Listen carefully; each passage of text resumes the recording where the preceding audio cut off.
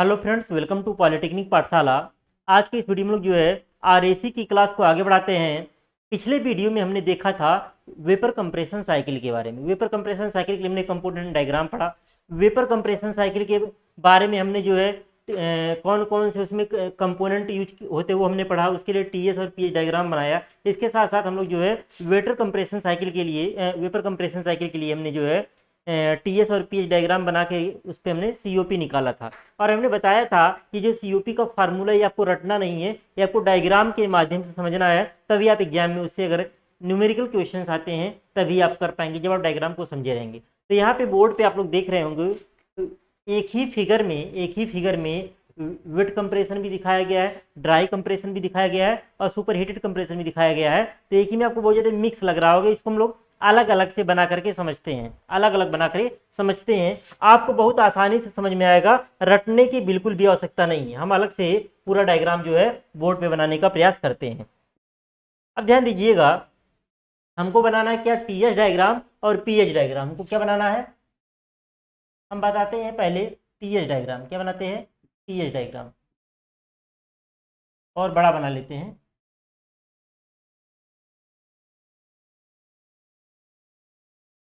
इस पे हम टीएस दिखाते हैं और इधर हम दिखाते हैं पीएच दिखाते हैं। अब ध्यान से समझिएगा, सबसे पहले आपको जो है दोनों में मतलब इसके लिए जैसे हमने बताया था ना, वेपर डोम आपका टीएस में बन रहा था कुछ इस प्रकार से। तो ये किस प्रकार से बनेगा ये आपको जानना जरूरी है। इसमें इस प्रकार से बन रहा है, इसमें इस प्रकार से बन रहा है, ऐसे बन रहा है। और यहाँ पे जो है, यहाँ पे कुछ ऐसे बनता है, ऐसे कुछ बनता है, कुछ इस प्रकार से बनता है।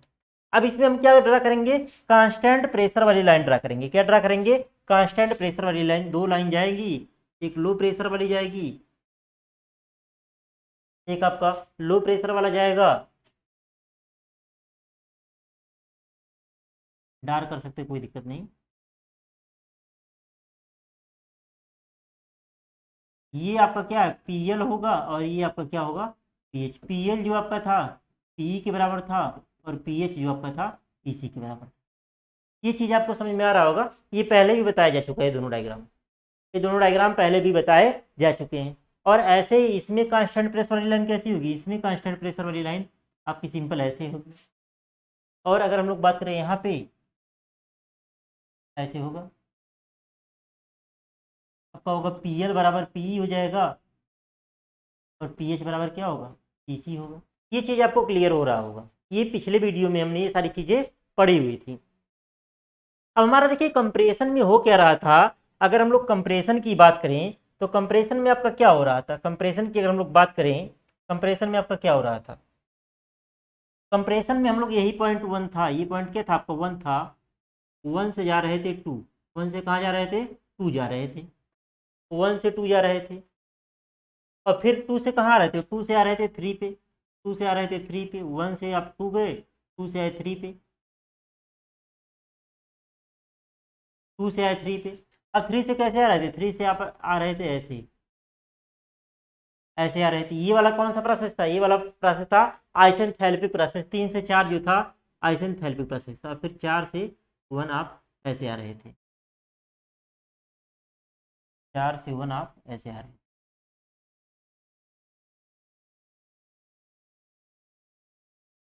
यही क्रिया बार बार चल रही थी।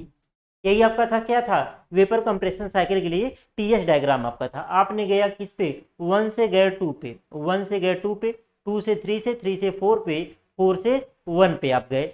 इस प्रकार से हमारी क्रिया हो रही थी। अगर इसी डायग्राम को हम यहाँ पे बनाएं तो ये पॉइंट हमारा क्या होगा, वन होगा। और यहाँ पे क्या आएगा, यहाँ पे आएगा टू, यहाँ पे क्या आएगा, टू आएगा, यहाँ पे आएगा आपका टू। अब टू से कहाँ जाएंगे, टू से जाएंगे थ्री, जाएंगे टू से जाएंगे थ्री, और थ्री से कहाँ आएंगे, थ्री से आएंगे फोर। फिर फोर से कैसे जाएंगे, फोर से जाएंगे वन पे, वन से टू, टू से थ्री, थ्री से फोर, फोर से वन। ये आपका क्या था, ये आपका था सिंपल वीसीसी। ये क्या आपका क्या था, सिंपल वीसीसी। आपको पढ़ना क्या है, आपको पढ़ना वेट पढ़ना है। क्या पढ़ना है, वेट पढ़ना है। आपको पढ़ना ड्राई पढ़ना है। और आपको क्या पढ़ना है, और आपको पढ़ना है सुपर हीटेड। आपको पढ़ना क्या क्या है, वेट पढ़ना। अगर हम लोग बात करें वेट, ड्राई और सुपर हीटेड। तो ये हमारा क्या हो गया, ये हमारा सिंपल वीसीसी हुआ, ये हमारा क्या हुआ, सिंपल वीसीसी हुआ। तो यहाँ पे अगर हम लोग 1 से 2 की बात करें तो यही ड्राई कंप्रेशन है। यही हमने बताया था वेपर डोम में। वेपर डोम में होता क्या है, मान लीजिए कोई वेपर डोम है, ये मान लीजिए पीएल है, ये मान लीजिए आपका पीएल है और ये पीएच है। तो यहाँ पे जब पानी को हम गर्म कर रहे थे, यहाँ पे अगर हम ये पॉइंट ए लें और ये पॉइंट बी लें, ए पे क्या मिल रहा था, ए पे मिल रहा था वाटर। क्या मिल रहा था, वाटर एट 100 डिग्री सेल्सियस। और बी पे क्या मिल रहा था, बी पे मिल रहा था dry dry vapour, dry water vapour. क्या मिल रहा था, ड्राई। अगर आप थर्मल पढ़ेंगे तो कोई दिक्कत ही नहीं होगा, वैसे भी हमने पढ़ाया हुआ। ड्राई वाटर वेपर क्या मिल रहा है, ड्राई वाटर वेपर मिल रहा है बी पे। लेकिन ए और बी के बीच में क्या है, ए से बी के बीच में क्या है, यहाँ पे है क्या, वेट स्टीम है। क्या है वेट स्टीम, हिंदी में बोलते हैं गीली भाप। हिंदी में क्या है, गीली भाप। तो बी पे आपका क्या है, ड्राई ड्राई वाटर वेपर, या बोल सकते हैं वाटर वेपर को हम क्या बोलते हैं, स्टीम बोलते हैं। वाटर वेपर को हम लोग क्या बोलते हैं, स्टीम बोलते हैं। मतलब बी पे आपका है क्या, ड्राई स्टीम है। इस वाली लाइन पे, इस वाली लाइन पे ये आपका है सेचुरेटेड वेपर लाइन बोलते हैं, और यहाँ से इधर को बोलते हैं सेचुरेटेड लिक्विड लाइन बोलते हैं। मतलब अगर इस पॉइंट को हम ओ माने तो ओ से ए जो होगा, ओ से ए को हम लोग बोलते हैं saturated saturated liquid line, saturated liquid line. Saturated liquid line का मतलब ये है कि अगर इसको थोड़ा सा हीट मिलेगा ना तो ये अपनी अवस्था खोने लगेगा। मतलब इस लाइन पे हम कहीं पे भी चले जाए, थोड़ा सा हीट देंगे हम लोग, थोड़ा सा भी अगर हम लोग हीट देंगे तो थोड़ा सा हीट देने पे क्या होगा, यहाँ से कुछ आगे की ओर क्या करेंगे, यहाँ से कुछ आगे की ओर मूव करने लगेंगे, इधर से इधर मूव करने लगेंगे हीट। तो जब ए से बी की ओर मूव करेंगे, यानी कि हम लोग जो है जो आपका वाटर है यहाँ पे क्या है, इस पॉइंट पे, ए पॉइंट पे, ये अगर ए नाम दे, बी नाम दिए हमने, इसको सी दे, इसको डी दे। ए पॉइंट पे 100% वाटर है, सी पॉइंट पे 100% वाटर है। लेकिन जैसे ही ए से बी की ओर बढ़ेंगे या सी से डी की ओर बढ़ेंगे तो वहाँ पे क्या होगा, जो आपका वाटर है वह स्टीम में कन्वर्ट होना स्टार्ट हो जाएगा। तो ओ से ए क्या है, सेचुरेटेड लिक्विड लाइन है। मतलब ये क्या है, ये संतृप्त कह सकते हैं द्रव रेखा है, यानी कि इस पे थोड़ा सा हीट मिलने पे अवस्था होने लगेगा। ऐसे अगर हम लोग बात करें, इसको नाम दे दे OCA। क्या नाम दे दें, OCA जो है, OCA जो सेचुरेटेड लिक्विड लाइन है।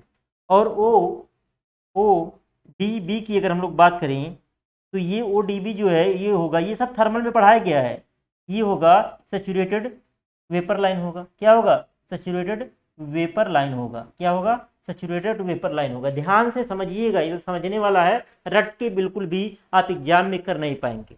तो ODB क्या है, सेचुरेटेड वेपर लाइन है। मतलब इस पे क्या होगा, 100% भाप होगा।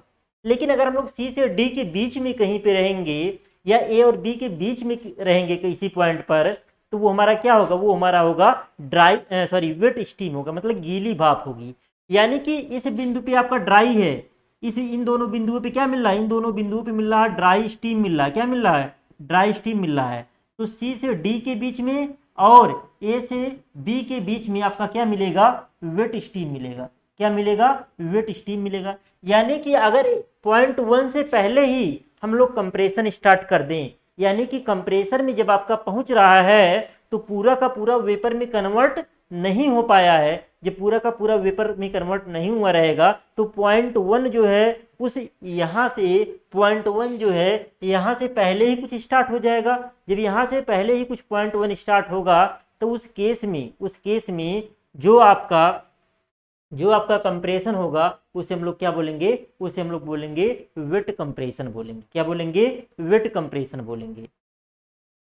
तो अभी हम लोग बनाएंगे, वेट कंप्रेशन बनाएंगे, वेट कंप्रेशन बोलेंगे। ध्यान से देखिएगा। अब इसको हम मिटा रहे हैं क्योंकि ये सब थर्मल का पार्ट है और पहले भी कई बार समझा चुके हैं, और नहीं होगा तो थर्मल में जाके देख लीजिएगा। हमने बताया है आपको करना क्या है, आपको जो है पॉलिटेक्निक पाठशाला मैकेनिकल इंजीनियरिंग नाम से टेलीग्राम ग्रुप, उसको ज्वाइन कर लेना है, और जो भी डाउट या नोट्स वगैरह से रिलेटेड जो भी समस्याएं हैं वहाँ पे आप पूछ सकते हैं। तो अब ये देखिए, अब यहाँ पे अगर हम लोग बात करें तो वेट कंप्रेशन की अगर हम लोग बात करेंगे, वेट कंप्रेशन की अगर हम लोग बात करेंगे तो यहाँ से अगर हम लोग जाएँ, कहाँ से जाएँ, इस प्रकार से जाएं, इसको 1 डैश मान लें और इसको मान लें 2 डैश मान लें।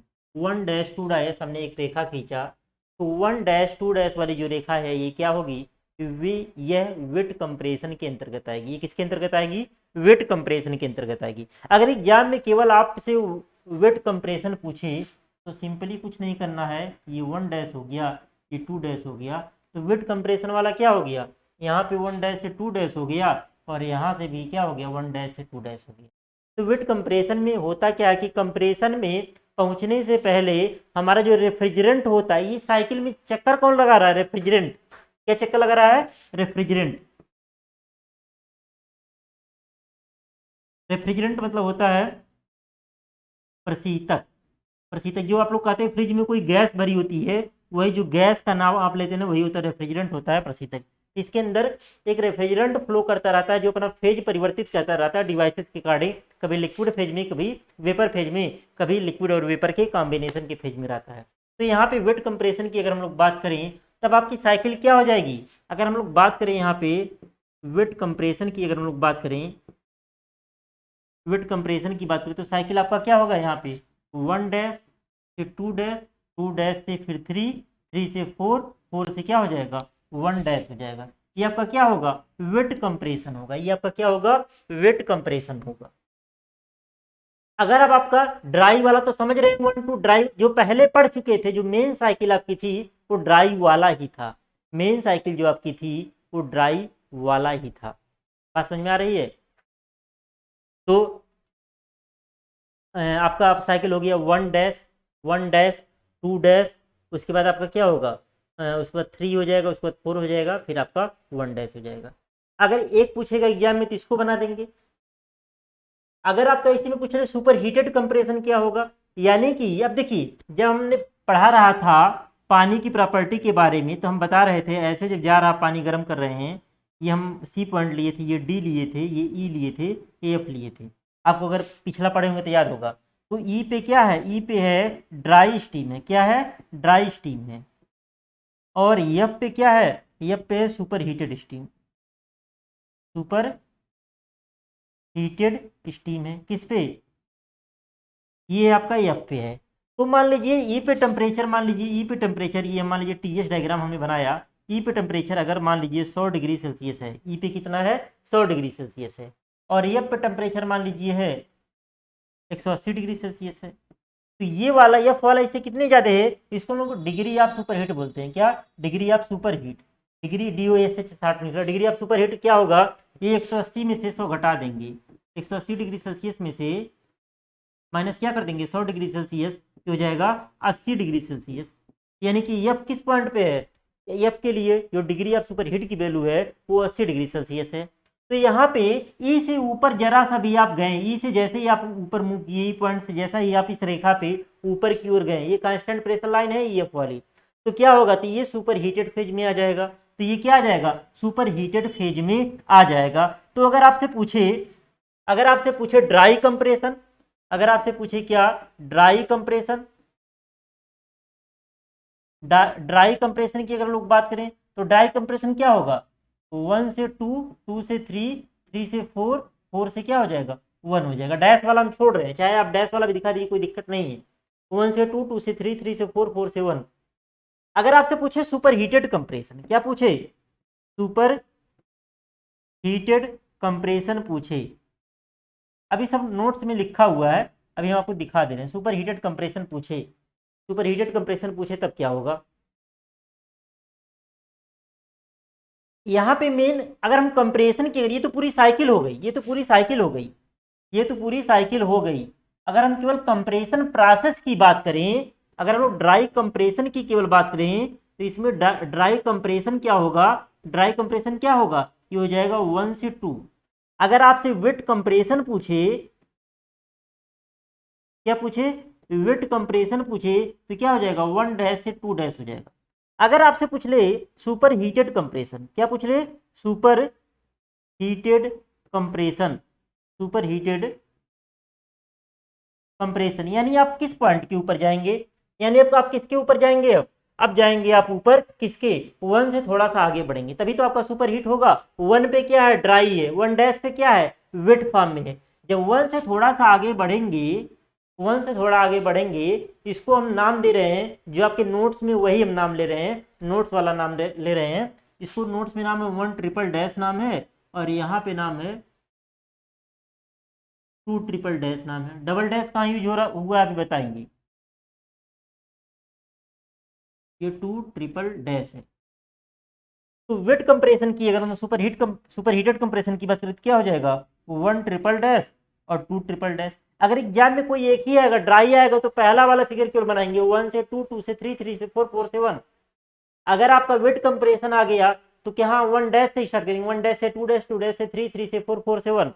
अगर आपका सुपर हीटेड की बात करेगा तो एग्जाम में केवल यही फिगर बनाएंगे, 1 ट्रिपल डैश, 2 ट्रिपल डैश, फिर आपका 3, 3 से 4, 4 से फिर क्या आ जाएगा 1 ट्रिपल डैश। ड्राई वाला तो चाहे सब में बना सकते हैं, उसके लिए कोई दिक्कत नहीं है। वैसे एग्जाम में आएगा तो हो सकता है तीनों एक साथ पूछे, 5 नंबर में पूछे। तो डायग्राम अब यहाँ पे वही चीज़ दिखाएंगे, यहाँ पे अगर वही चीज़ दिखाएं, यहाँ पे डायग्राम कहाँ पे आएगा, यहाँ पे आएगा 1 ट्रिपल डैश और यहाँ पे हो जाएगा 2 ट्रिपल डैश। ये क्या हो गया, ये हो गया सुपर हीटेड कंप्रेशन। एक चीज़ और हो सकता है, वेट प्लस ड्राई कंप्रेशन। अगर हम लोग यहाँ बीच से जाएं, बीच से कहाँ से जाएं, कौन सा कलर ले हम लोग, ये कलर ले लें। डिजिटल बोर्ड पढ़ाने पे यही फ़ायदा है थोड़ा सा, कि कलर वगैरह चेंज करके पढ़ाने पे चीज़ें जल्दी समझ आती है। अगर हम यही बीच से स्टार्ट करें,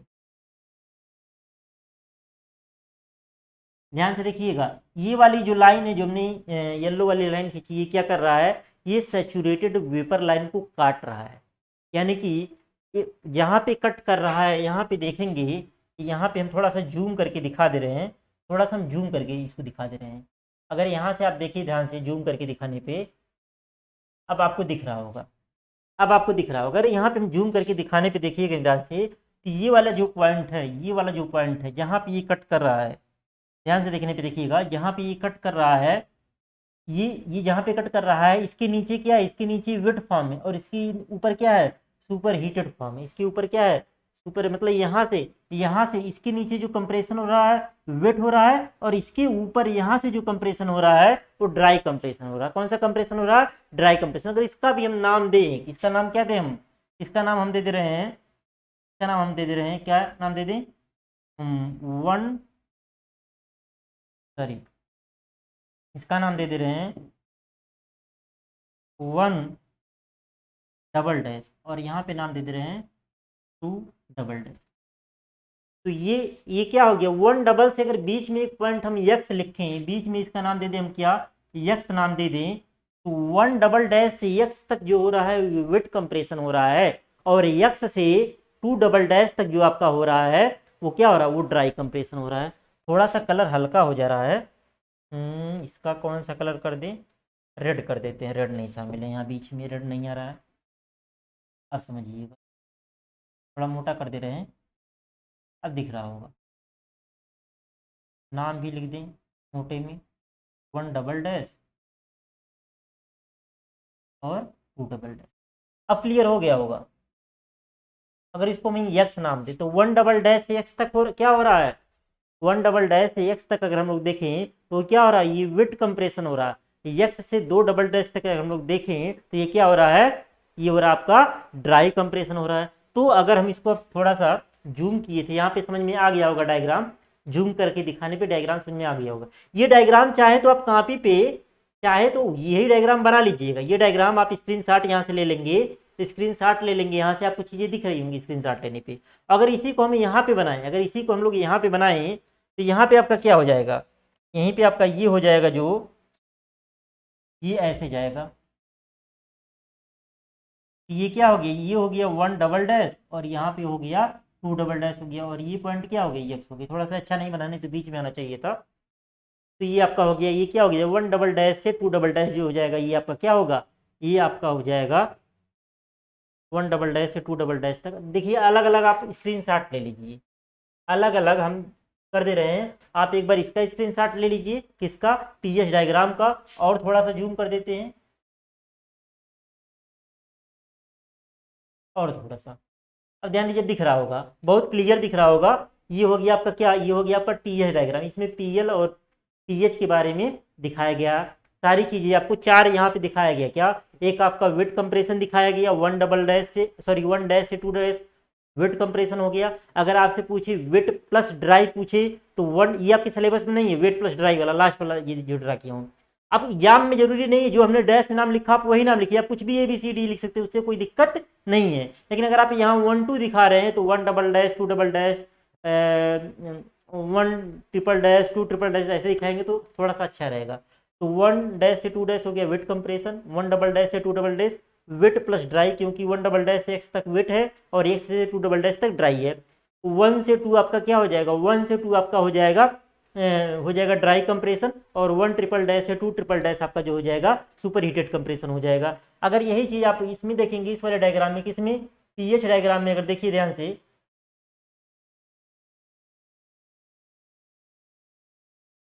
पीएच डायग्राम में अगर देखिए, इसका स्क्रीनशॉट आप लोग ले सकते हैं, इसका स्क्रीनशॉट ले सकते हैं, क्लियर दिख रहा होगा यहाँ पे। आप लोग इससे अगर कहाँ पे भी बनाएंगे तो और अच्छा बनेगा।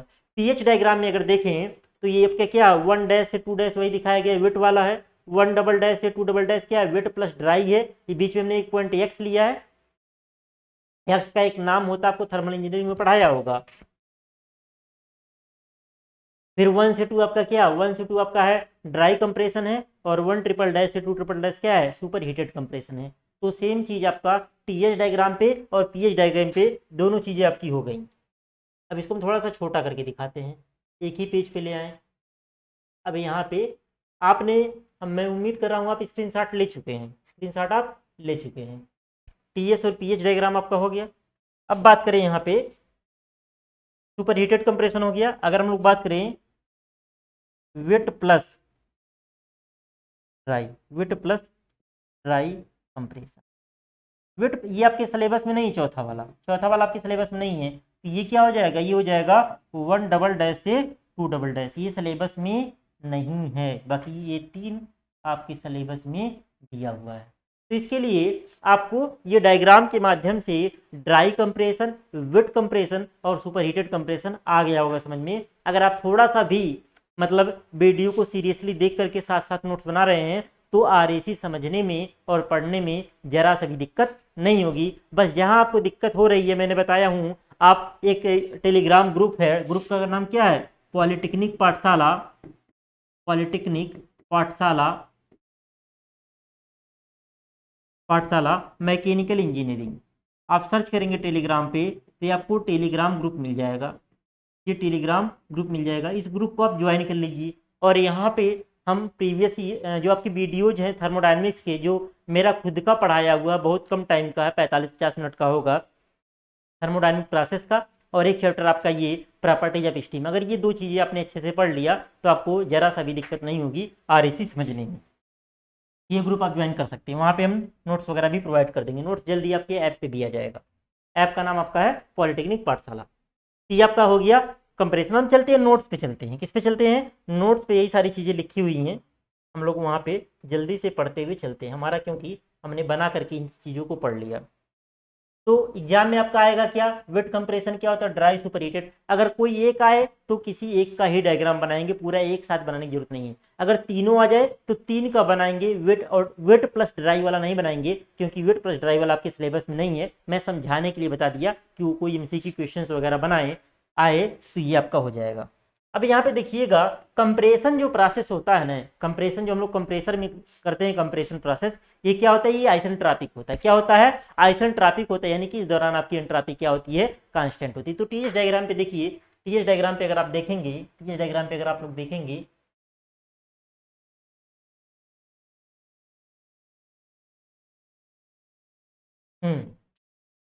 नीचे आइए, टीएच डायग्राम पे अगर आप देखेंगे तो जो भी आपका 1 से 2 है, जो भी आपका यहाँ पे जैसे 1 डैश से 2 डैश है, या 1 डबल डैश से 2 डबल डैश है, या 1 से 2 है आपका, या 1 ट्रिपल डैश से 2 ट्रिपल डैश है, ये 1 ट्रिपल डैश है। इससे जाने पे हो क्या रहा है इस दौरान, ये क्या है, वर्टिकल लाइन, ये क्या है, वर्टिकल लाइन है, यानी कि इन सब लाइनों पे एंट्रापी, ये आपकी इस लाइन पे क्या है, एंट्रापी है, एंट्रापी के मान में कोई परिवर्तन नहीं हो रहा है। यानी कि 1 डैश से 2 डैश आपका जो हो गया, 1 डबल डैश से 2 डबल डैश, 1 से 2, और 1 ट्रिपल डैश जो है, आल आर क्या है, आइसेंट्रोपिक प्रोसेस। ये आपको जानना जरूरी है, ये सब क्या है, आइसेंट्रोपिक प्रोसेस है। आइसेंट्रोपिक प्रोसेस है। तो ये जो है आपका 4 से 1 और 2 से 3 जो था ये आइसोबैरिक प्रोसेस था, और 3 से 4 जो था ये आइसेंथैल्पिक प्रोसेस था, या थ्रॉटलिंग प्रोसेस भी उसको आप बोल सकते हैं। और क्या जानना जरूरी है? हमने जो समझाने वाला पोर्शन था समझा दिया आपको। 1 से 2 आपका क्या हो गया? 1 से 2 कंप्रेशन प्रोसेस इन कंप्रेसर क्या होता है? रिप्रेजेंट्स 1 से 2 रिप्रेजेंट्स क्या कर रहा है? ड्राई कंप्रेशन को। 1 डैश से 2 डैश क्या कर रहा है? रिप्रेजेंट्स वेट कंप्रेशन को कर रहा है। 1 डबल डैश से 2 डबल डैश क्या represent wait plus dry compression को कर रहा है। 1 ट्रिपल डैश से 2 ट्रिपल डैश क्या कर रहा है? रिप्रेजेंट्स सुपर हीटेड कंप्रेशन को कर रहा है। अब ध्यान दीजिए, वेट कंप्रेशन आप low pressure refrigerant vapour should be avoided, मतलब जो हमारा वेट कंप्रेशन होता है इसको हम लोग एवॉइड करते हैं। इसको क्या करते हैं? वेट कंप्रेशन आप low pressure refrigerant vapour should be avoided in the compressor. हम लोग कंप्रेसर में क्या करते हैं? इसको एवॉइड करते हैं। क्यों एवॉइड करते हैं? क्योंकि कंप्रेसर का काम है, कंप्रेसर का काम क्या है? किसी गैसियस फेज के प्रेशर को बढ़ाना, न कि उसमें लिक्विड का मिक्सचर रहे। And dry compression should be preferred, और ड्राई कंप्रेशन को हम लोग क्या करते हैं? प्रीफर्ड करते हैं। तो अगर वेट कंप्रेशन, ड्राई कंप्रेशन या सुपरहीटेड कंप्रेशन आएगा तो आपको डायग्राम बना करके समझाना पड़ेगा। ये वाली लाइन वेट की है, ड्राई की है, सुपरहीटेड की है। यहाँ पे रट करके आपको परिभाषा नहीं लिखना है। यहाँ पे लिख देंगे चित्र 1 में प्रोसेस 1 से 2 ड्राई कंप्रेशन को रिप्रेजेंट करता है, एग्जामिनर पूरा नंबर देगा। या इस प्रोसेस में, इस साइकिल में प्रोसेस 1 डैश से 2 डैश वेट कंप्रेशन को रिप्रेजेंट करता है। या इस साइकिल में process 1 double dash triple dash से 2 ट्रिपल डैश जो है सुपर हीटेड कंप्रेशन को रिप्रेजेंट करता है। तो आप डायग्राम बनाएंगे और बता देंगे कि ये प्रोसेस जो है किस कंप्रेशन को रिप्रेजेंट करता है।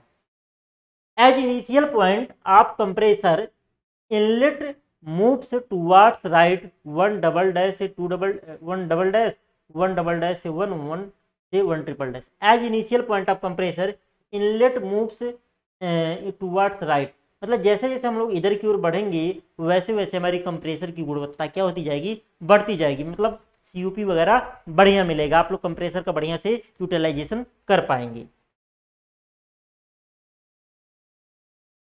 अब बात करें, अगर आपका रेफ्रिजरेशन इफेक्ट बढ़ाना है तो आपको क्या करना पड़ेगा? WC बढ़ाना पड़ेगा। अगर आप अगर आपका RE बढ़ता है और WC भी बढ़ता है, अगर आपका RE भी बढ़े मतलब रेफ्रिजरेशन इफेक्ट भी बढ़े, और WC भी बढ़े और वर्क भी बढ़े। क्यों? क्योंकि COP आपका होता है, COP आपका क्या होता है रेफ्रिजरेटर के लिए? RE बटे क्या? WC। RE आपका रेफ्रिजरेशन इफेक्ट हो गया, W क्या हो गया? आपका जो वर्क कंज्यूम हो रहा है। तो इससे क्या होगा? COP आपकी बढ़ भी सकती है। मान लीजिए दोनों समान रेशियो में अगर बढ़े तो अगर आपका RE ज़्यादा बढ़े उसकी तुलना में, मान लीजिए आपका RE ज़्यादा बढ़ रहा है, RE ज़्यादा बढ़ रहा है और WC कम बढ़ रहा है, तो उसके लिए क्या हो? उसके लिए COP बढ़ सकता है। दोनों बराबर बढ़े, RE भी जितना बढ़ रहा है, जितना RE बढ़ रहा है उतना ही WC बढ़े, तो क्या होगा? ये कांस्टेंट रहेगा। अगर आपका RE कम बढ़ रहा है, अगर आपका RE मान लीजिए कम ही बढ़ रहा है लेकिन उसकी तुलना में WC ज़्यादा खर्च हो गया, तो क्या होगा? आपका COP घट भी सकता है। तो RE बढ़ने से और WC के बढ़ने से COP आपका बढ़ भी सकता है, कांस्टेंट भी रह सकता है और आपका घट भी सकता है। अब अगला हमारा टॉपिक सिलेबस में है, अगला हमारा टॉपिक है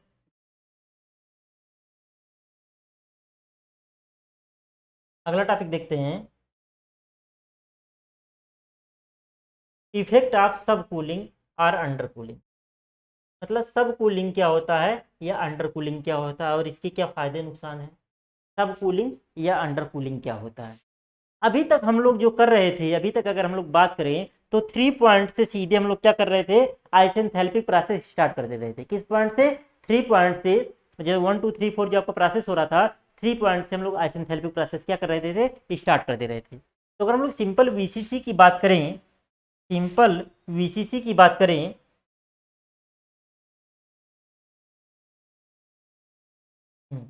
सिंपल VCC की बात करें, ये हमारा हो गया था, ये हमारा हो गया था, इसी में हम लोग आगे बढ़ जाते हैं।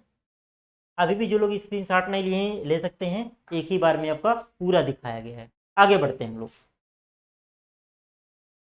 अगला आपका क्या है? अगला आपका क्या है? सब कूलिंग क्या होता है? मतलब इफेक्ट ऑफ सब कूलिंग और अंडर कूलिंग क्या होता है? सब कूलिंग और अंडर कूलिंग को इफेक्ट को दिखाना है। अगला टॉपिक है इफेक्ट ऑफ सब कूलिंग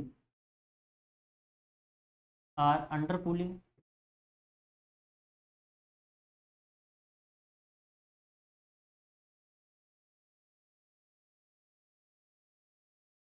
अब ध्यान से देखिएगा, सब कूलिंग या अंडर कूलिंग क्या होता है।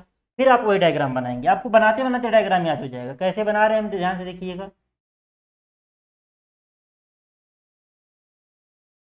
इस पे टी हो गया, इस पे एस हो गया। इस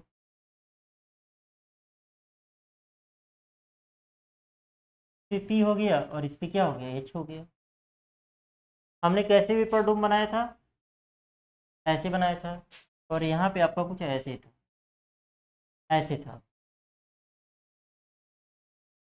अब ध्यान से देखिएगा,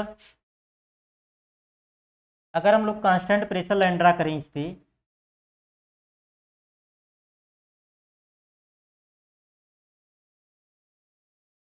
अब इसको डार्क करेंगे, ये आपकी होगी क्या, कांस्टेंट प्रेशर लाइन। दिख नहीं रहा होगा भी डार्क कर देंगे, कोई टेंशन मत लीजिए।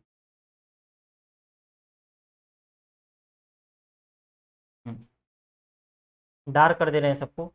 ये आपका क्या होगा, ये आपका होगा पी एल बराबर पी, और ये हो जाएगा पी एच बराबर, ऐसे ही ये क्या होगा, पी एल बराबर पी, ये पी एच बराबर पी सी। पी एल को हम लोग बोलते हैं लोअर प्रेशर और पी एच को हायर प्रेशर, पी ई को इवेपोरेटर प्रेशर और पी सी को कंप्रेसर प्रेशर, क्योंकि इवेपोरेटर में प्रेशर कम होता है और कंप्रेसर में प्रेशर ज़्यादा होता है कंप्रेसर से निकलने के बाद। अब अगर हम लोग बात करें, अभी तक हमारा जो प्रोसेस हो रहा था ऐसे कुछ हो रहा था,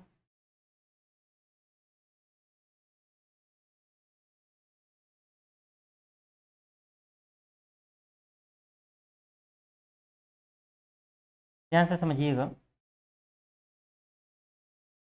हम लोग जा रहे थे सीधे 1 से जा रहे थे 2 में, 2 से 3 में, 3 से 4 में, 4 से 1 में। यही क्रिया हमारी हो रही थी, यही क्रिया हमारी हो रही थी। ऐसे हम लोग जा रहे थे। अगर हम लोग इसकी बात करें, ये 1 हो गया, 1 से जा रहे थे 2 में, ऐसे तो आपको याद करना पड़ेगा, इस प्रकार से जाता है, प्रैक्टिस करते करते होता है। 2 से 3 में, 3 से 4 में। अच्छा, ये आइसेंथैल्पिक प्रोसेस है, आइसेंथैल्पिक प्रोसेस है, तो ये जो है इस पे जो है ये सीधा जाएगा,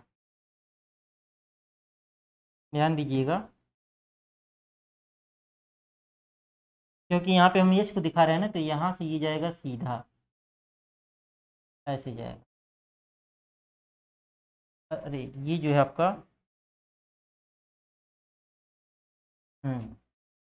ये जो आपका जाएगा ये सीधा जाएगा, ये सीधा जाएगा, लेकिन ये क्या होगा, डॉटेड होगा, डॉटेड होगा। क्यों, क्योंकि आइसेंथैल्पिक प्रोसेस है। क्यों, क्योंकि आइसेंथैल्पिक प्रोसेस है। 3 से 4 ऐसे कुछ होगा। अगर हम लोग ऊपर बात करें, यहाँ पे ऊपर बात करें, तो यहाँ पे सीधा लग रहा है दिखने में, देखने में सीधा लग रहा है। ये वाला जो होगा आपका, ये वाला जो है 3 से 4 जो है ना, ये ये भी आपका सीधा ही रहेगा। ये क्या रहेगा, 3 से 4 सीधा रहेगा यहाँ पे, किसमें, पीएच में। क्यों, क्योंकि 3 से 4 जो है वो आइसेंथैल्पिक प्रोसेस होता है, तो एच वाली लाइन ये है, तो इस पे 3 से 4 क्या रहेगा, एकदम वर्टिकल रहेगा। ये ध्यान दीजिएगा, 3 से 4 क्या रहेगा, एकदम वर्टिकल रहेगा। 3 से 4 ये हो गया। ये तो हमारा नॉर्मल वीसीसी है, ये हमारा क्या है, ये हमारा सिंपल वीसीसी वाला हो गया। वीसीसी कई बार बन जा रहा है आपका, तो वीसीसी तो आपको एकदम याद हो ही जाना चाहिए। अब देखिए सब कूलिंग या अंडर कूलिंग क्या होता है। जैसे हम 3 से गए, 3 से डायरेक्ट हम क्या कर दिए, 3 से डायरेक्ट हम लोग जो है 4 पे गए, आइसेंथैल्पिक ले गए। लेकिन 3 पे क्या है, 3 पे आपका टेम्परेचर कितना है, एक तरीके से अगर हम लोग बात करें आपका सेचुरेटेड लिक्विड लेना, जैसे हम पानी की बात करें, जैसे 100 डिग्री सेल्सियस पे उबलता है, तो 3 पे क्या होगा, टेम्परेचर मान सकते हैं 100 डिग्री सेल्सियस है, 3 पे मान लीजिए 100 है, या 100 पे उबल रहा है। तो अगर हम लोग क्या कर दें, 100 से और ठंडा कर दें, 100 से हम लोग कहाँ जाएँ और ठंडा कर दें, 100 से हम लोग ठंडा करें, हम लोग ठंडा करेंगे 100 से वो ठंडा करेंगे तो हम लोग आएंगे कहाँ, इधर आएंगे इस वाली लाइन पे। ठंडा करेंगे तो कांस्टेंट प्रेशर पे करेंगे, यहाँ पे आएंगे तो यहाँ पे आ गए, हमने इसका नाम दे दिया 3 डैश। क्या दे दिया? 3 डैश। अब इसके बाद क्या करें, अब इसके बाद कूल कर, अब इसके बाद इसको आइसेंथैल्पिक प्रोसेस बनाएं। तो यहाँ से 4 डैश, तो यहाँ से 3 डैश से 4 डैश जो है, तो अगर हम लोग बात करें, अगर हम लोग बात करें क्या, सिंपल वीसीसी की बात करें, किसकी बात करें, सिंपल वीसीसी की बात करें, तो ये हो जाएगा, ये क्या हो जाएगा, 1 से 2, 2 से 3, 3 से 4, 4 से 1 होगा। किसकी बात करेंगे हम लोग, सिंपल वीसीसी की बात करें। लेकिन वीसीसी विथ सब कूलिंग की बात करें, किसकी बात करें, वीसीसी विथ सब कूलिंग की बात करें, अगर हम लोग किसकी बात करें, वीसीसी विथ सब कूलिंग की अगर हम लोग बात करें, तो ये क्या होगा, ये हो जाएगा 1 से 2 होगा, 2 से 3 होगा। लेकिन 3 से अब फिर कहाँ जाएंगे, 3 डैश पे जाएंगे, 3 डैश पे कहाँ पे जाएंगे, 3 डैश से 4 डैश पे जाएंगे। ये वाली 3 डैश से 4 डैश भी क्या रहेगा, ये भी डॉटेड ही रहेगा। क्यों, क्योंकि ये सब irreversible process, isenthalpic process irreversible process होता है। इसको हम लोग थ्रॉटलिंग प्रोसेस के भी नाम से जानते हैं, सब थर्मल इंजीनियरिंग में पढ़ाया गया है। 4 डैश से 4 हो जाएगा, और 4 से क्या हो जाएगा, ये हो जाएगा वीसीसी विथ सब कूलिंग। अगर यही चीज़ यहाँ पे अगर हम लोग दिखाएं, यही चीज़ अगर हम लोग यहाँ पे दिखाएं, तो यहाँ पे आपका आएगा, ये लाइन ऐसे आएगा, यहाँ पे आ जाएगा, ये हो जाएगा आपका, यहाँ ना लिख रहे हैं 4 डैश हो जाएगा इस वाली लाइन पे, इस वाली लाइन पे इस प्रकार से दिखा देंगे। ऐसे दिखाइएगा कि 3 और 4 डैश जो है इस वाली लाइन को कहीं पे कट करे, ऐसा दिखाइएगा। ऐसा ना इस कर्व के सीधे बाहर निकल जाए, ये बनाते समय जो है ये चीज़ ध्यान दीजिएगा। तो हमारा क्या हो गया, वीसीसी के साथ सब कूलिंग आपका हो गया। इससे कंक्लूजन क्या निकल रहा है, इससे सब कूल करने से कंक्लूजन क्या क्या निकल रहा है। कंक्लूजन की अगर हम लोग बात करें, ये डायग्राम आपको समझ में आ गया होगा। अगर इसका भी चाहें आप स्क्रीनशॉट ले सकते हैं। स्क्रीनशॉट अगर हम लोग थोड़ा सा जूम करके जो करें, ये आपका एक साथ आ जाएगा स्क्रीनशॉट। अगर देखें एक साथ भी स्क्रीनशॉट आ जाएगा। अब आप चाहें तो एक साथ स्क्रीनशॉट लेंगे, इसमें वो यदि कॉम्प्लिकेशंस नहीं है, छोटा है, तो आपको समझ में आ रहा होगा, इसका स्क्रीनशॉट ले सकते हैं। नोट्स बनाने में आपकी आसानी होगी, नोट्स आपको मिलेगा, लेकिन जो नोट्स हमने दूंगा उससे क्लियर यहाँ बोर्ड पे बन रहा है, क्योंकि बोर्ड पे हम मल्टी कलर में बना रहे हैं, आपको समझने में आसानी होगी। फिर मैं जो नोट्स दूंगा उससे मैच करा के आप नोट्स बना लीजिएगा। अब इससे कंक्लूजन क्या क्या निकल रहा है, कंक्लूजन की अगर हम लोग बात करें, इसको थोड़ा छोटा करें, हाँ, अब इससे कंक्लूजन्स क्या क्या निकल रहा है।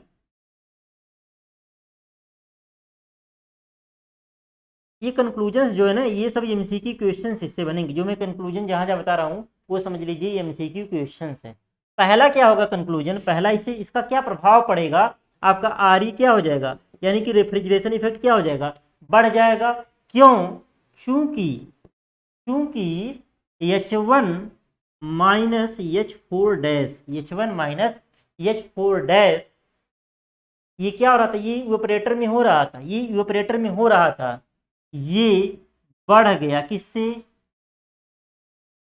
H1 माइनस H4 डैश, ये H4 डैश हो जाएगा, ये ज़्यादा होगा किससे, H माइनस H4 के पीछे। अगर इस वाली लाइन पे देखिए, पीएच वाली लाइन पे देखिए ध्यान से, अगर इस वाली लाइन पे देखिए तो क्या हो रहा है, इस वाली लाइन पे देखिए, इस वाली हॉरिजॉन्टल लाइन पे देखिए तो क्या हो रहा है, तो यहाँ पे क्या हो रहा है, यहाँ पे क्या हो रहा है, यहाँ पे अगर यहाँ पे देखिए 1 पे एंथैल्पी देखिए, H वाली लाइन है, तो H1 माइनस H4 डैश, अगर इसकी वैल्यू की बात करें तो ये ज़्यादा है किससे, H1 माइनस H4 की तुलना में, H1 माइनस H4 की तुलना में H1 माइनस H4 डैश वाली वैल्यू क्या है, ज़्यादा है। तो यानी कि हमारा क्या हो गया, यही हमारा आर ई था, यही हमारा क्या था, आर ई था। H1 माइनस H4 हमारा वीसीसी में आर ई था, वीसीसी में जो आपका आर ई था रेफ्रिजरेशन इफेक्ट, हमने सीओपी जो निकाला था वो क्या था, आर ई अपान डब्ल्यू सी, आर ई अपान डब्ल्यू सी। तो यहाँ से सीओपी का फार्मूला क्या आया था, यूपी का फार्मूला आया था, किसके लिए निकाल रहे हैं, आर के लिए, रेफ्रिजरेटर के लिए। तो फार्मूला आया था क्या, आर ई की वैल्यू क्या थी, आर ई की वैल्यू थी H1 minus H4, H1 minus H4, और इसकी वैल्यू थी डब्ल्यू सी की वैल्यू H2 माइनस H1, ये वैल्यू क्या थी, H2 माइनस H1, क्योंकि H2 पे एंथैल्पी ज़्यादा होगी, H1 पे कम होगी। ये आपका फार्मूला था, हमने बताया था, रटना नहीं है, इस डायग्राम से देखना, ये वाला आपका आर ई है और ये वाला आपका क्या है, डब्ल्यू सी है। तो ये क्या हो गया, H1 माइनस H4 डैश की वैल्यू, यानी कि हमारा रेफ्रिजरेशन इफेक्ट बढ़ गया। जाहिर सी बात है, चूंकि हमने फार्मूला पढ़ा, क्या पढ़ा, COP ऑफ आर हमने पढ़ा क्या, H1 माइनस H4 बटे H1 माइनस H4 बटे H2 माइनस H1। तो यहाँ पे हुआ कि यहाँ पे ये अंश वाली वैल्यू बढ़ गई, जो आपका अंश बढ़े और हर कांस्टेंट रहे तो उस केस में क्या होगा, उस केस में CUP आपकी बढ़ जाएगी, उस केस में आपकी क्या होगी, CUP बढ़ जाएगी। तो यहाँ पे हो क्या रहा है, ऐसा करने से, सब कूलिंग करने से हमारा फायदा क्या हुआ, RE की वैल्यू बढ़ गई। RE कैसे बढ़ा हमने आपको एक्सप्लेन कर दिया, RE कैसे बढ़ा हमने आपका एक्सप्लेन कर दिया। पहला फायदा क्या हुआ, पहला फायदा हमारा हुआ RE क्या हो गई, RE बढ़ गई।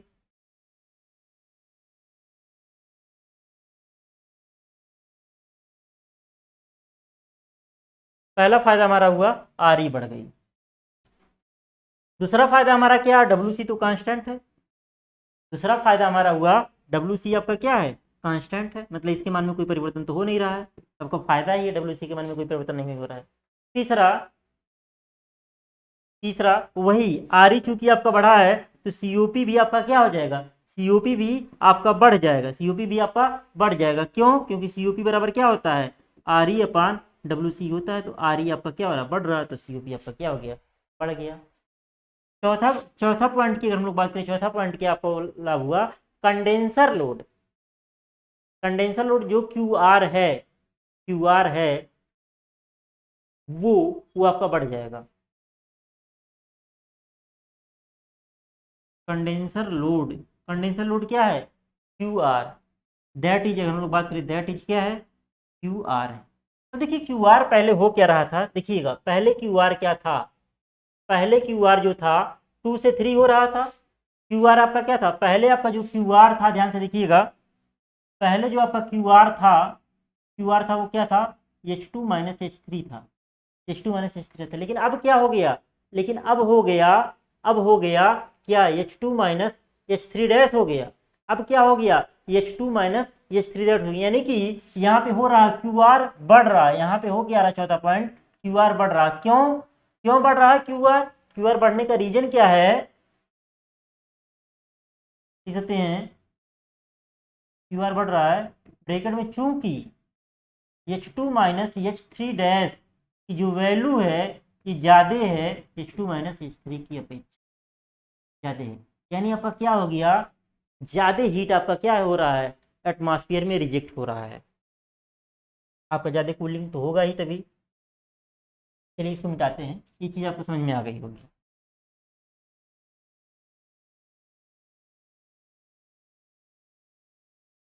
चौथा पॉइंट आपने बता दिया, क्या हो गया, condenser load that is QR, या यहाँ पे लिख दीजिए दैट इज QR बढ़ गया, क्योंकि H2 माइनस H3 डैश ये क्या होगा, बड़ा होगा किससे, H2 माइनस H3 की अपेक्षा।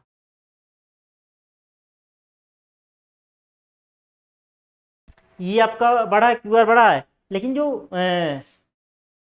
वॉल्यूमेट्रिक एफिशिएंसी होगी कंप्रेसर की, वो क्या होगा, वो प्रभावित नहीं होगा, वो प्रभावित नहीं होगा। ये अगर हम लोग बात करें, ये क्या हो गया, volumetric efficiency of compressor is unaffected,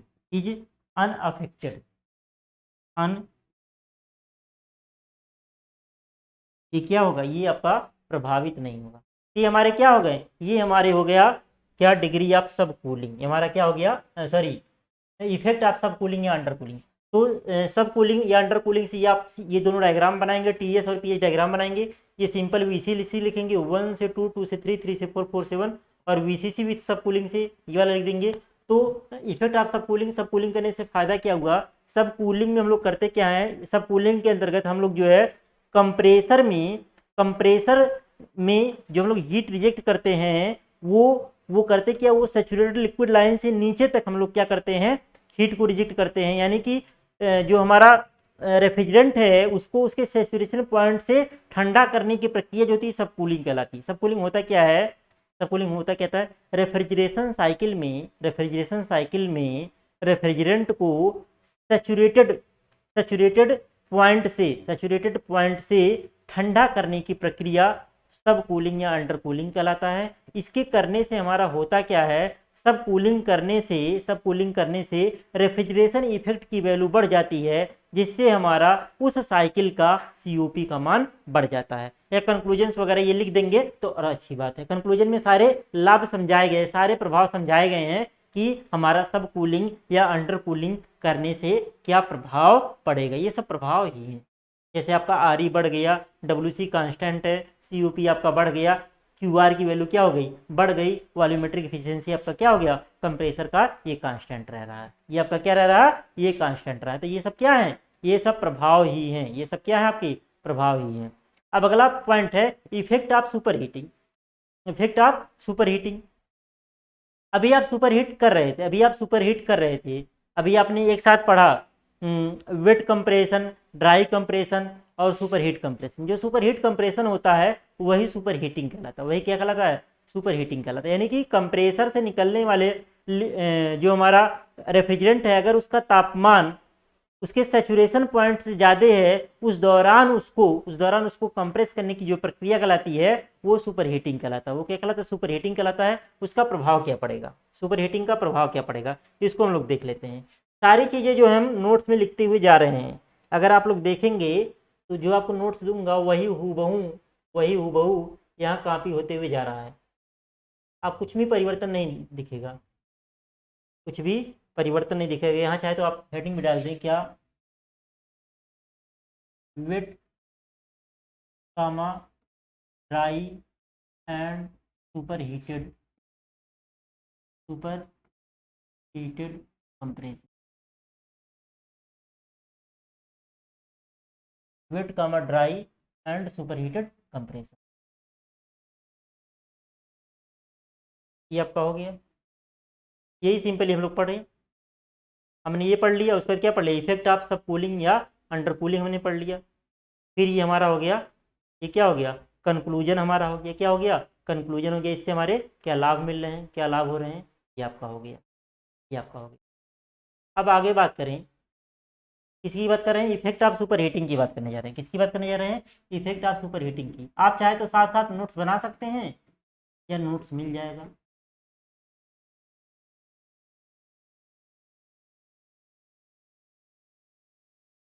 रटना बिल्कुल भी नहीं है, सब डायग्राम से समझना। Effect of super heating, super heating क्या क्या प्रभाव होगा, सुपर हीटिंग क्या क्या प्रभाव होगा। ये आपका क्या हो गया, TS। अब आपको आंख बंद करके ये डायग्राम बनाने आ जाना चाहिए, आंख बंद करके ये डायग्राम बनाने आ जाना चाहिए।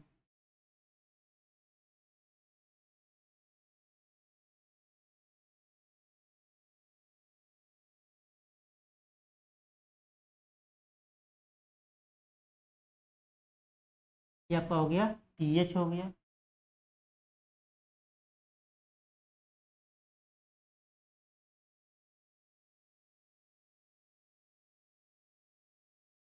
अब ध्यान दीजिएगा, ये हमारा क्या था, ये .1 था, 1 से हम गए थे 2 पे, 2 से आए थे 3 पे, 3 से आए थे 4 पे, 4 से आए थे 1 पे। ये हमारा प्रोसेस चल रहा था। यहाँ पे अगर हम लोग बात करें, यहाँ पे हम लोग थे 1 पे, 1 से इधर गए 2 हो गया,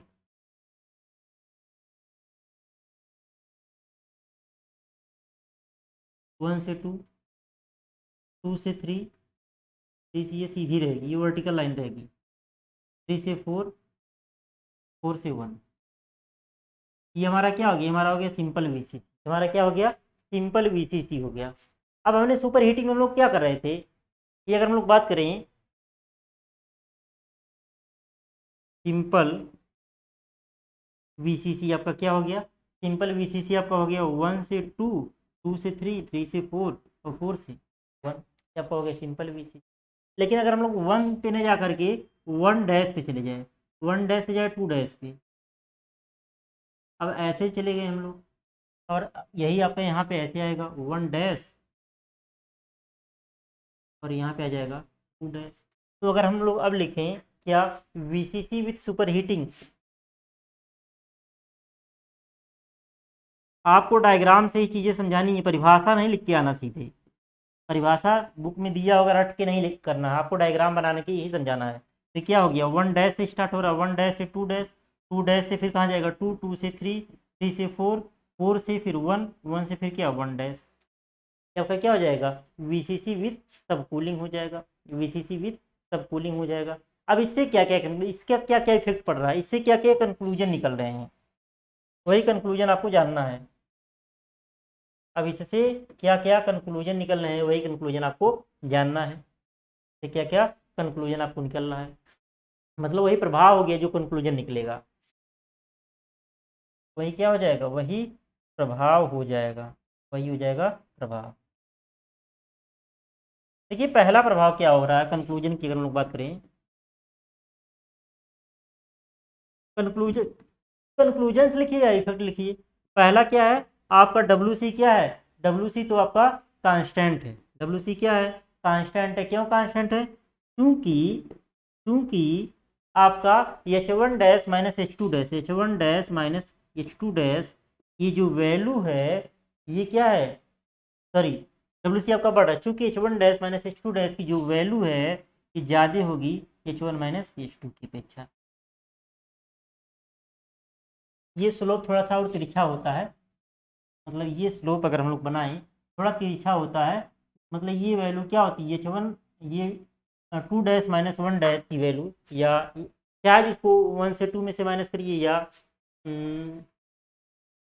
तो ऐसे लिखिए, क्योंकि आपका क्या होगा H2 dash minus H1 dash, H2 dash minus H1 dash ये बड़ा होगा किससे, H2 माइनस H1, ये बड़ा होगा इसलिए आपका क्या हो जाएगा WC बढ़ जाएगा। डिफरेंस लिखिए या ऐसे लिखिए, या अगर आप ऐसे लिखते हैं H1 dash difference H2 dash ऐसे लिख सकते हैं, नोट्स में ऐसे लिखा हुआ डिफरेंस के फॉर्म, तो कोई दिक्कत नहीं। दूसरा क्या होगा WC आपका बढ़ रहा है। अब COP क्या होगा, COP की अगर हम लोग बात करें, COP आपका क्या होगा, COP बराबर क्या होगा RE अपान WC, RE अपान WC। अब यहाँ पे देखिए यहाँ पे हो क्या रहा है, RE भी बढ़ जा रहा है, क्यों, क्योंकि पहले 4 से 1 तक हो रहा है, अब 4 से 1 डैश तक होगा, तो जाहिर सी बात है अब आपका इवोपरेशन प्रोसेस कहाँ हो रहा है, 4 से 1 डैश तक हो रहा है, पहले 4 से 1 हो रहा था, तो RE आपका बढ़ रहा है, लेकिन WC भी बढ़ जा रहा है, तो RE भी बढ़ रहा है यहाँ पे, और क्या बढ़ रहा है WC भी बढ़ रहा है, तो इससे होगा क्या, इससे होगा क्या COP अगर दोनों बराबर बढ़ेंगे तो COP क्या होगा कांस्टेंट रहेगा, अगर अगर RE ज़्यादा बढ़ेगा WC कम रहेगा तो आपका COP बढ़ जाएगा, अगर आपका WC ज़्यादा बढ़ गया RE कम बढ़ा उसकी तुलना में तो क्या होगा आपका COP घट जाएगा, यानी कि COP आपका बढ़ भी सकता है, COP आप घट भी सकता है और कांस्टेंट भी हो सकता है।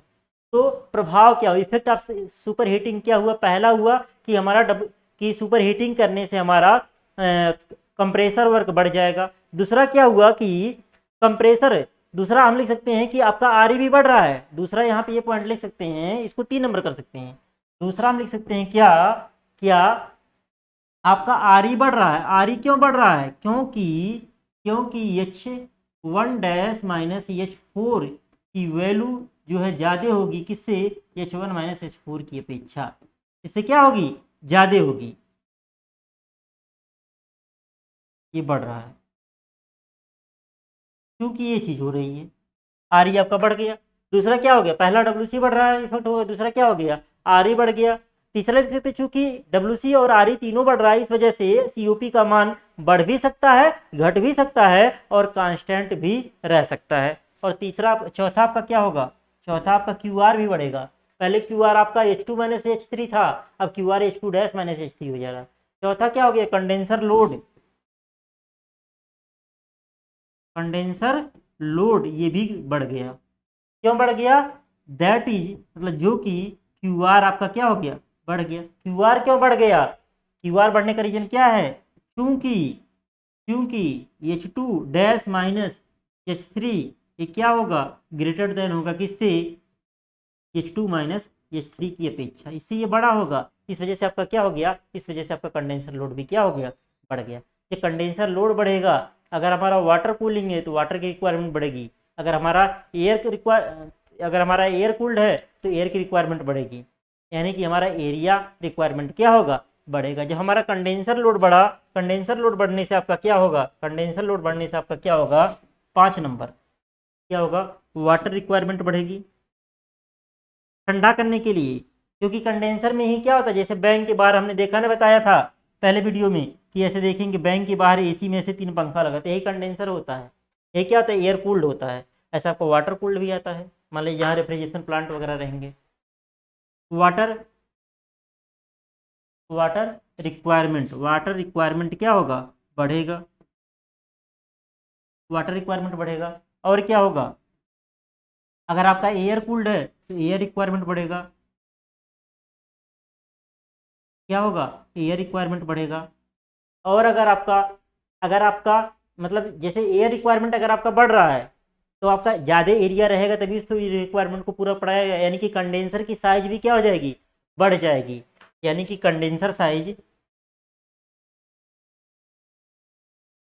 अर्थात that is condenser size increase. Condenser side क्या होगा, इंक्रीज होगा। पहले वाले में भी इंक्रीज होता, जहाँ पे भी आपका क्यूआर बढ़ेगा वहाँ कंडेंसर साइज आपका क्या होगा, इंक्रीज होगा। या इसी को बोल सकते हैं एरिया रिक्वायरमेंट बढ़ जाएगा, इसी को बोल सकते हैं एरिया एरिया रिक्वायरमेंट क्या हो जाएगा, बढ़ जाएगा। देखिए सारी चीज़ें, सारे डिफिनीशन हम लोग क्या कर रहे हैं, डायग्राम पे समझ रहे हैं। आपको रटना बिल्कुल भी नहीं है, रटेंगे तो बिल्कुल भी आपको चीज़ें समझ में नहीं आएंगी। रटना बिल्कुल भी नहीं है, आपको रटना बिल्कुल भी नहीं है।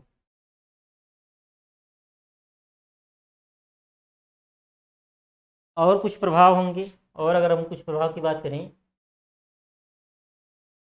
कंप्रेसर के डिस्चार्ज इंच पे टेम्परेचर आपका बढ़ जाएगा। अगर हम लोग बात करें, कितना हम लोग पढ़ लिए थे, 5 पढ़ लिए थे, 5 पढ़ लिए थे। अगर यहाँ पे हम लोग देखें तो छठवां क्या, अगर छठवां पढ़ें तो क्या होगा, temperature at discharge end of, या temperature at discharge end of compressor, temperature at discharge discharge end of compressor, ये भी क्या हो जाएगा, बढ़ जाएगा। ये भी क्या हो जाएगा, बढ़ जाएगा। क्यों, क्योंकि T2 डैश बड़ा है किससे, क्योंकि टी टू डैश का मान यहाँ पे देखेंगे तो T2 डैश का मान T2 से क्या है, ज़्यादा है डायग्राम पे। और वॉल्यूमेट्रिक इफिशियंसी लेकिन क्या होगा, अनइफेक्टेड रहेगा।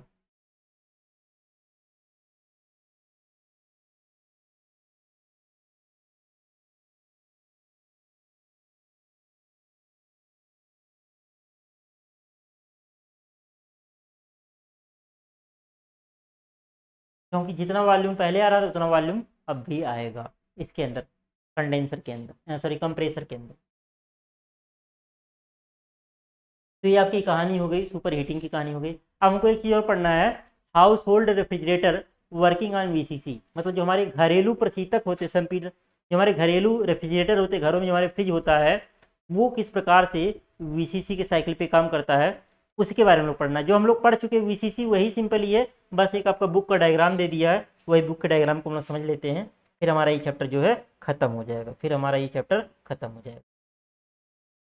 तो हमने सबको जो है डायग्राम के माध्यम से समझा। अगर आप चीज़ों को समझ रहे होंगे, मतलब मैं वन बाय वन पढ़ते हुए चल रहे होंगे, तो आपको समझने में बिल्कुल भी दिक्कत नहीं होगी। नहीं तो कुछ भी नहीं समझ में आएगा, नहीं तो कुछ भी नहीं समझ में आएगा। चलिए हम लोग पीडीएफ पे आ जाते हैं।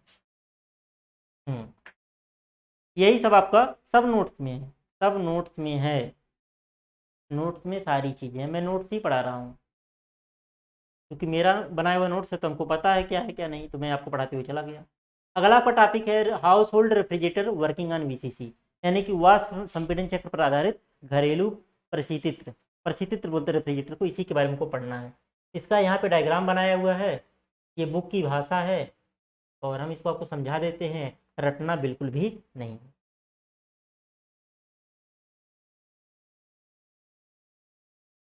चलिए अब अगर हम लोग बात करें यहाँ पे है क्या, देखिए ये वाला हमारा हो गया, ये वाला हमारा हो गया यूपरेटर क्वाइल, इसके अंदर ये हमारा हो गया यूपरेटर, शीत कक्ष दिया हुआ है। शीत कक्ष बोलिए या यूपरेटर बोलिए, क्या बोलिए, यूपरेटर। और ये क्या है, ये है यूपरेटर क्वाइल, ये क्या है, ये है यूपरेटर क्वाइल।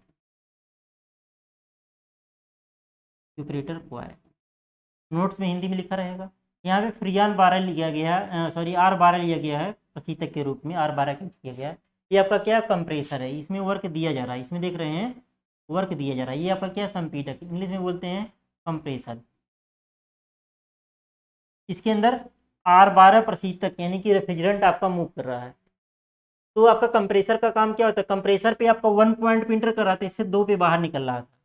तो कंप्रेसर में क्या होगा, मतलब जो भी रेफ्रिजरेंट होगा उसका प्रेशर बढ़ा के किसको भेजेगा, ये आपका है एयर कूल्ड कंडेंसर है। ये क्या है, एयर कूल्ड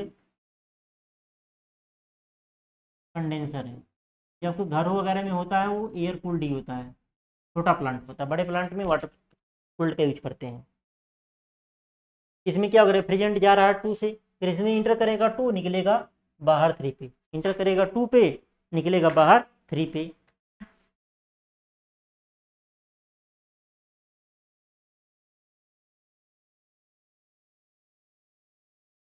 अब 2 पे इंटर किया, निकला 3 पे, इसमें क्या होगा, इसमें इसमें क्या होगा, इसके अंदर जो भी हीट रहेगी वो क्या होगी, हीट आउट। यहाँ पे लिखा हुआ ना हीट आउट, यहाँ से क्या हो रहा है, क्यू आर बाहर निकल रहा है, यहाँ पे क्या हो रहा है, क्यू आर आपका बाहर निकल रहा है, हीट बाहर निकल गया। तो क्या होगा, ठंडा होगा। यहाँ पे जो जा रहा है यहाँ पे, इसमें होगा वेपर फॉर्म, लेकिन जो इससे बाहर निकलेगा, जिससे हीट रिजेक्ट हो जाएगा, मतलब कोई गैसियस वाष्प है, उससे आप उसमें ले लीजिए, तो क्या होगा, वो ठंडा हो जाएगा। वो क्या होगा, ठंडा होकर के लिक्विड फेज में कन्वर्ट हो जाएगा। तो यहाँ पे आ रहा है लिक्विड फेज में, देखिए यहाँ पे पतली ट्यूब दिखाई गई, यहाँ पे देखिए डाया पतला हो गया है, ये भी कई राउंड ऐसे घूमा रहता है। तो ये आपका कैपिलरी ट्यूब है। क्या है,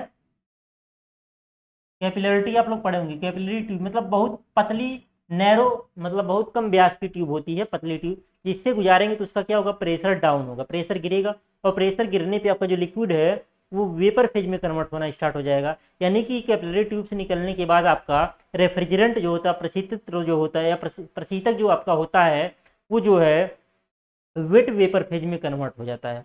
और फिर किस में आएगा, फिर आएगा आपका इवेपोरेटर कॉइल में आएगा। फिर वहाँ पे क्या रहेगा, वहाँ के पूरा का पूरा आपका क्या हो जाएगा, यहाँ पे हीट एब्जॉर्ब करेगा, जो भी खाद्य पदार्थ रहेंगे वो क्या करेगा, फिर आपका जो है वेपर फेज में कन्वर्ट हो जाएगा। तो ये आपका जो है इवेपोरेटर कॉइल, ये जो कैबिनेट, जो आपका फ्रिज का बॉडी हो गया, उसको कैबिनेट बोल सकते हैं। जैसे आपका कंप्यूटर का सीपीयू हो गया, कैबिनेट हो गया, उसके अंदर बहुत सारी मशीनें लगी होती हैं, उसी के अंदर आपका जो भी चीज़ इलेक्ट्रॉनिक डिवाइस रहता है उसी के अंदर रहता है, तो बॉडी को कैबिनेट बोलते हैं। तो आपका जो है इवेपोरेटर जो हो गया, ये कैबिनेट के अंदर रहेगा। आपका ये कैपिलरी ट्यूब भी क्या रहेगा, कैबिनेट के अंदर रहेगा। ये जो है आपका फ्रीजर वाले पॉइंट में ऊपर रहता है, आपने बताया था कि ऊपर अगर आप अपने फ्रिज में हाथ लगा करके देखें, जो फ्रीजर वाला पार्ट होता है जहाँ पानी की बॉटल ठंडा करते हैं, तो ऊपर रफ दिखेगा, क्यों, क्योंकि इतना ठंडा होता है वहाँ पे आपका होता क्या है, बर्फ की एक लेयर जम जाती है, जो हमारे छूने पे उबड़ खाबड़ लगती है। तो इसके बारे में पढ़ लेते हैं। यह प्रशीतित घरेलू पदार्थों को जैसे फल, दूध, मछली, अंडे, दवाइयाँ इत्यादि का परिरक्षण करने के काम में लाया जाता है। परिरक्षण मतलब उसको स्टोर करने के काम में है, तो स्टोर करने के, जिससे हमारा वो लंबे समय तक बना रहे, खराब नहीं होने पाए। इसका वास्तविक चालन समय, रनिंग टाइम, कुल समय का आधा या तिहाई होता है। जैसे आपका फ्रिज वैसे जैसे 24 घंटा चलना चाहिए, लेकिन ऑटोमेटिक होता है, कुछ ठंडा हो जाएगा ऑटोमेटिक क्या हो जाएगा, कटआउट सिस्टम होता है, नहीं तो 24 घंटा आपका सेम लोड पे चलेगा तो बहुत ज़्यादा बिजली का बिल आ जाएगा। तो उसमें ऑटोमेटिक सिस्टम लगा होता है, थर्मोस्टेट वगैरह लगे रहते हैं, जो एक निश्चित टेम्परेचर पे होने के बाद अपने आप क्या होता है, बंद होता रहता है, फिर चालू होता रहता है। यह स्वचालित होता है। ये क्या होता है, स्वचालित होता है, मतलब अपने आप ऑन होगा, अपने आप ऑफ होगा, मतलब वो तो हमेशा फ्रिज को ऑन रखेंगे, लेकिन वहाँ से जो पावर होगा, जैसे मान लीजिए हमने 5 डिग्री सेल्सियस पे सेट है, या 2 डिग्री सेल्सियस पे सेट है, तो 2 डिग्री सेल्सियस लंबे समय तक हो जाएगा तो अपने आप पावर कट हो जाएगा, मतलब उसकी मोटर जो होगी बंद हो जाएगी। मोटर बंद हो जाएगी, फिर टेम्परेचर जब बढ़ने लगेगा मोटर चालू हो जाएगा। वो एक रेंज होता है कि उस रेंज के बीच में क्या रहेगा, उस रेंज से ऊपर जाएगा चालू हो जाएगा, उस रेंज के अंदर रहेगा तो ऑटोमेटिक क्या हो जाएगा, बंद हो जाएगा। इसमें वायु शीतित एयर कूल्ड कंडेंसर व समुद्रित मोटर, ये मोटर है, मोटर व संपीड़क, इसको समुद्रित मोटर और कंप्रेसर को इंग्लिश में मेन नाम है हार्मेटिकली सील्ड मोटर एंड कंप्रेसर। मतलब मोटर और कंप्रेसर एक ही बॉडी के अंदर सील होते हैं, बाहर से देखने पे आपको नहीं लगेगा कौन मोटर है कौन कंप्रेसर, मतलब एक ही बॉडी में सील होंगे। एक पार्ट आपका मोटर होगा और एक पार्ट आपका क्या होगा, कंप्रेसर होगा, तो एक ही बॉडी में सील्ड होंगे, इसी को बोलते हैं hermetically sealed compressor, motor and compressor. इसमें प्रयुक्त प्रशीतक अभिक्रियाशील नहीं होना चाहिए, मतलब उसको रिएक्ट नहीं करना चाहिए, तथा साथ साथ नशीला व जलनशील नहीं होना चाहिए। इसलिए प्रायः methyl chloride CH3Cl F12 F11 फ्रियान 12 फ्रियान 11 प्रशीतक प्रयोग में लाए जाते हैं, चित्र में जैसा दिखाया गया है, इस चित्र में जैसा दिखाया गया है। अब आगे अगर हम लोग बढ़ें, बनावट क्या होता है, अगर हम लोग बनावट की बात करें, बनावट में क्या होता है, बनावट की बात करें, इसमें एक कैबिनेट होता है, वो जो बॉडी हमारा हो गया वो कैबिनेट हो गया, एक कैबिनेट होता है, इसकी तली में मोटर संपीडक व पंखे की असेंबली होती है, मतलब जो हमारा ये वाला पार्ट होता है ये इसकी बॉटम में होता है, बॉटम वाले पार्ट में होता है। इसी स्थान पर संघनित्र तथा कंडेंसर एंड रिसीवर व्यवस्थित किए जाते हैं, इसी स्थान पर, मतलब जो कंप्रेसर से ही, क्योंकि इसका ये रिसीवर कहाँ होगा, इवेपोरेटर से होगा, कंप्रेसर के लिए ये क्या करेगा, ये रिसीवर होगा, और यहाँ मतलब यहाँ से क्या होगा, इनकमिंग होगा, यहाँ से क्या होगा, आउटगोइंग, रिसीवर, कंडेंसर, ये और ये वाला क्या हो गया, कंडेंसर साइड में जा रहा है, कंडेंसर साइड में जा रहा है, कंडेंसर एंड रिसीवर व्यवस्थित किए जाते हैं, और द्रव प्रशीतक लिक्विड रेफ्रिजरेंट को ले जाने वाली पाइपलाइन बॉडी वाल्व से गुजरती है, और प्रसार वाली एक्सपेंशन वाल्व से, ये एक्सपेंशन वाल्व, कैपिलरी ट्यूब भी आपका एक्सपेंशन वाल्व होता है, वह वाष्पित कॉइल इवेपोरेटर कॉइल कैबिनेट में रहते हैं, ये वाला पार्ट और ये वाला पार्ट कैबिनेट में रहता है, ये वाला पार्ट कहाँ होता है, ऊपर एकदम सबसे जहाँ पे फ्रीजर वाला पॉइंट होता है। कैबिनेट में उपस्थित वायु वाष्पित कॉइल पर, मतलब ये इवेपोरेटर कॉइल पर पहुंचाई जाती है, मतलब कैबिनेट में उपस्थित वायु पहुंचाई जाती है। इस प्रकार विभिन्न वस्तुएं ठंडी होती हैं। वाष्पित कॉइल के, इवेपोरेटर कॉइल के ऊपर बर्फ ट्रे रखी जाती है, जिसमें थोड़ी मात्रा में बर्फ बनाई जाती है, मतलब बर्फ ट्रे, मतलब वही जो फ्रीजर वाला पार्ट रहता है उसी में लोग बर्फ जमाते हैं।